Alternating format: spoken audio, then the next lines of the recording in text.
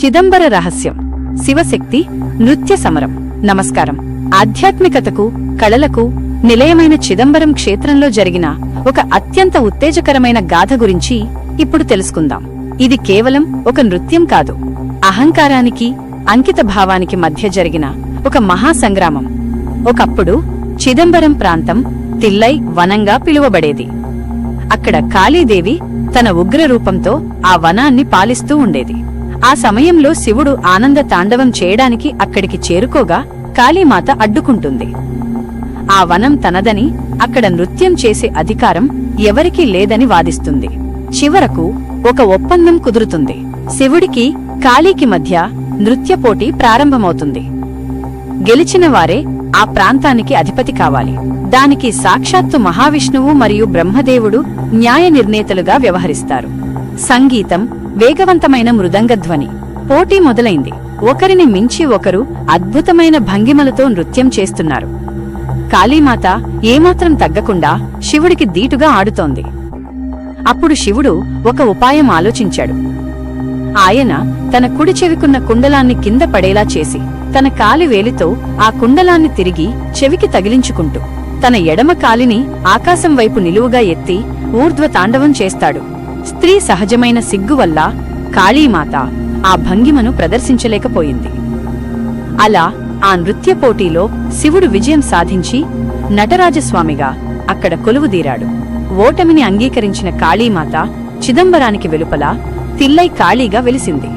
నేటికీ మనం చిదంబరం వెళ్తే ఆ పరమశివుని ఆనంద తాండవ రూపం మనకు అంతులేని శక్తిని, ప్రశాంతతను ప్రసాదిస్తుంది. తిల్లై క్షేత్రం గురించి చెప్పేటప్పుడు శివశక్తుల మధ్య జరిగిన ఆ నృత్య పోటీ కథ వింటుంటేనే ఒళ్ళు పులకరిస్తుంది. ముఖ్యాంశాలు: జ్ఞానం వర్సెస్ శక్తి.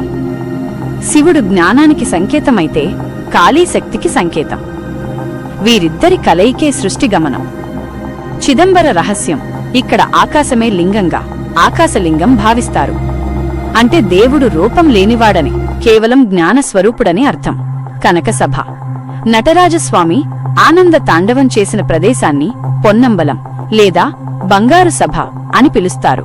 ఈ అద్భుతమైన క్షేత్రం గురించి, లేదా ఆ చిదంబర రహస్యం వెనుక ఉన్న శాస్త్రీయ కోణం గురించి, చిదంబర రహస్యం మరియు ఆ ఆలయ నిర్మాణంలో ఉన్న ఆశ్చర్యకరమైన విషయాల గురించి మాట్లాడుకుందాం.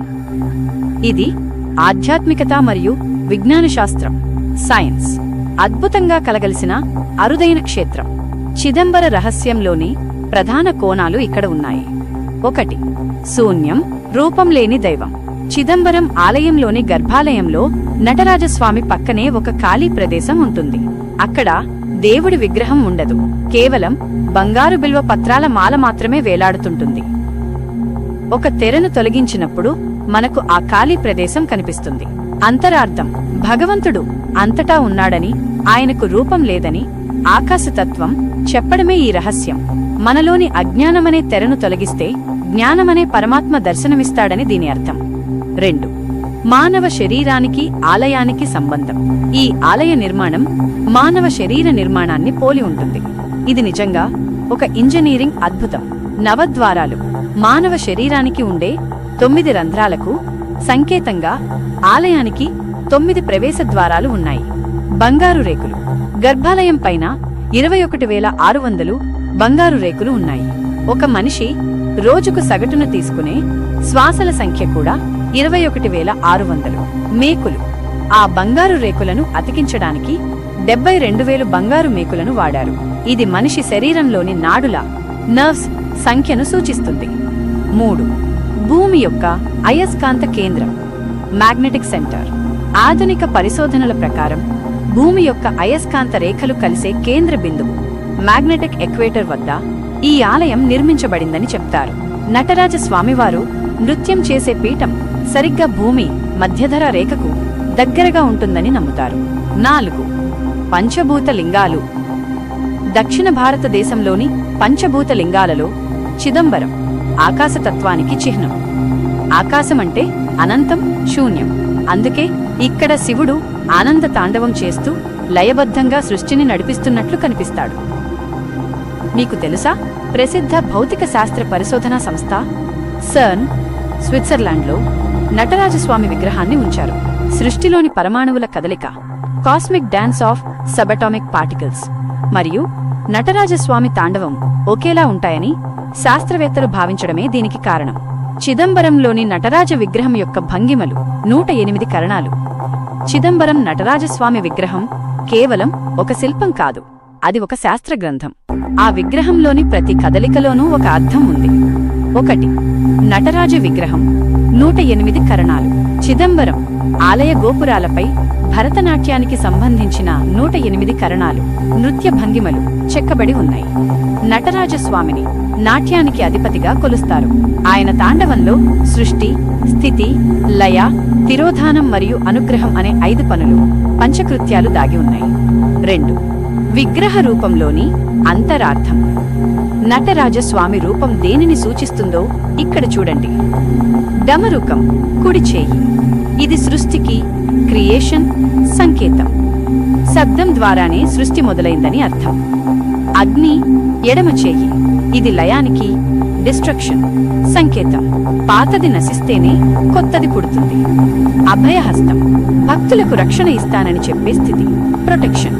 కాలి కింద ఉన్న ముయలక అపస్మార పురుషుడు, ఇది మనలోని అజ్ఞానానికి, అహంకారానికి సంకేతం. శివుడు దానిని తొక్కి ఉంచి జ్ఞానాన్ని ప్రసాదిస్తాడు. ఎత్తిన ఎడమకాలు, ఇది మోక్షానికి, లిబరేషన్ మార్గం. 3. అభిషేక విశేషాలు. నటరాజ అభిషేకం. చిదంబరంలో నటరాజస్వామికి సంవత్సరానికి కేవలం 6 సార్లు మాత్రమే మహా అభిషేకం జరుగుతుంది. ఎందుకంటే మనుషుల యొక్క ఒక సంవత్సరం కాలం దేవతలకు ఒక రోజుతో సమానం. ఆ ఒక రోజులో ఉండే 6 కాలాల పూజలకు సంకేతంగా మనుషులు జరుపుకునే ఈ 6 అభిషేకాలను నిర్వహిస్తారు. వీటిలో ఆర్ద్ర నక్షత్రం, మారగళి మాసం మరియు ఆని తిరుమంజనం అత్యంత ముఖ్యమైనవి. మీకు తెలుసా, చిదంబరం ఆలయంలోని సభానాయక మంటపం గోరకప్పుపై 9 బంగారు కలశాలుంటాయి. ఇవి నవశక్తులకు చిహ్నం. అలాగే ఆలయ గర్భాలయం కొద్దిగా ఎడమవైపుకు ఉంటుంది, ఎందుకంటే ఇది మానవ శరీరంలోని హృదయాన్ని, హార్ట్ సూచిస్తుంది. శివుడికి అత్యంత ప్రీతికరమైన నక్షత్రం ఆర్ద్ర, అరుద్ర. ప్రతి ఏటా మార్గశిర మాసంలో డిసెంబర్, జనవరి వచ్చే ఈ పండుగ చిదంబరంలో అత్యంత వైభవంగా జరుగుతుంది. దీని వెనుక ఉన్న విశేషాలు ఇక్కడ ఉన్నాయి. 1. ఆర్ద్ర దర్శనం ప్రాముఖ్యత. హిందూ పురాణాల ప్రకారం శివుడు తన ఆనంద తాండవాన్ని పతంజలి మరియు వ్యాఘ్రపాద మహర్షులకు ఈ రోజే ప్రదర్శించాడని నమ్ముతారు. అందుకే ఈ రోజున నటరాజస్వామిని దర్శించుకోవడం వల్ల జన్మ జన్మల పాపాలు తొలగిపోతాయని భక్తుల నమ్మకం. 2. తిరువెంబావై ఉత్సవం. ఈ 10 రోజుల ఉత్సవంలో మణికవాచకర్ రాసిన తిరువెంబావై అనే భక్తి గీతాలను ఆలపిస్తారు. మణికవాచకర్ అనే భక్తుడికి శివుడు చిదంబరంలోనే మోక్షం ప్రసాదించాడని చెబుతారు. 3. కనువిందు చేసే రథోత్సవం. ఉత్సవంలో భాగంగా నటరాజస్వామి మరియు శివగామి అమ్మవార్లను భారీ రథాలపై ఊరేగిస్తారు. చిదంబరం వీధుల్లో సాగే ఈ రథయాత్రను చూడటానికి లక్షలాది మంది భక్తులు తరలివస్తారు. ఆ సమయంలో స్వామివారి కదలికలు నిజంగా ఆయన తాండవం చేస్తున్నట్లే అనిపిస్తాయి. 4. మహా అభిషేకం మరియు ప్రసాదం. ఆర్ద్ర దర్శనం రోజు తెల్లవారుజామున స్వామివారికి పాలు, తేనె, నెయ్యి, పన్నీరు మరియు విభూదితో మహా అభిషేకం జరుగుతుంది. ఆ తరువాత స్వామివారిని రాజసభ 1000 కాళ్ల మంటపంలో ఉంచుతారు. కలిక్క ప్రసాదం.